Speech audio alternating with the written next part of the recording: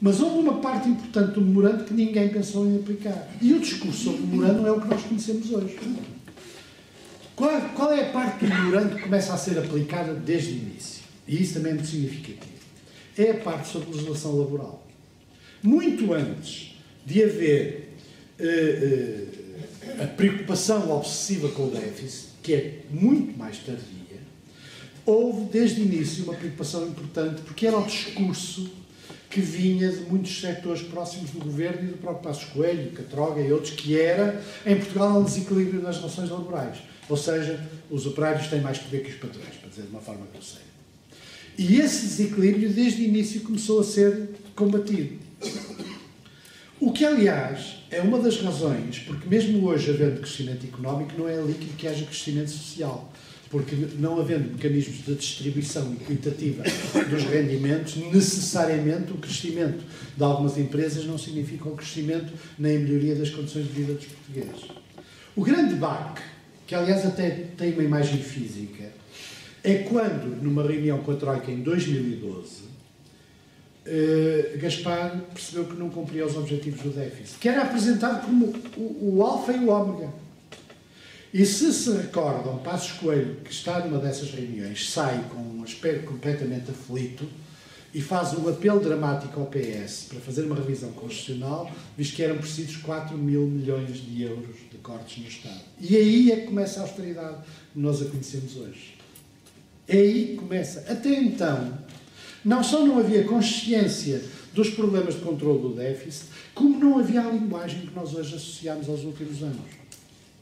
E esse apelo dramático, quer dizer, que era, no fundo, um apelo de algum desespero, porque subitamente se percebeu que os cortes iam afetar uma parte importante da economia portuguesa e dos rendimentos portugueses, são traduzidos por Vítor Gaspar naquele colossal aumento de impostos, ou enorme aumento de impostos, porque há outro colossal que a gente já se esqueceu, que é a justificação do subsídio de Natal, que também era o colossal buraco. Depois verificou-se que não havia o buraco supostamente colossal e esqueceram-se do colossal buraco, passou ao colossal aumento dos impostos. O colossal aumento dos impostos significa várias coisas que são o nosso dilema também dos dias de hoje. Significa que, no essencial, o controle do déficit em Portugal, com este governo e com estas medidas, afeta a base dos impostos. O que significa que eles não podem diminuir os impostos, em termos significativos.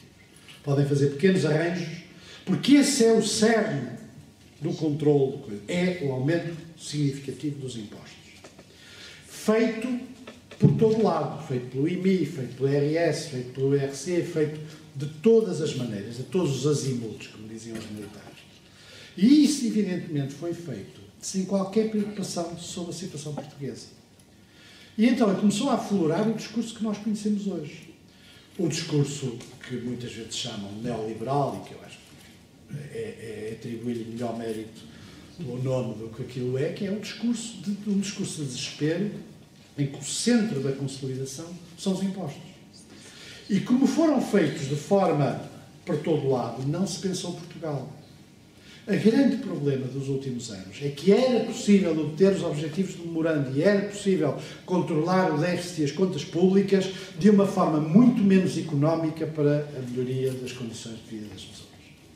E sobre isso eu não tenho a mais pequena, e não sendo economista, não custa nada explicar algumas coisas que podiam ser feitas. Por exemplo, em vez de se considerar, que eu já falei disso uma ou duas vezes, que há setores da economia que eram para deitar ao lixo, porque aquela gente vinha toda com a ideia de que o futuro são as dot-coms e são as empresas da internet e tudo.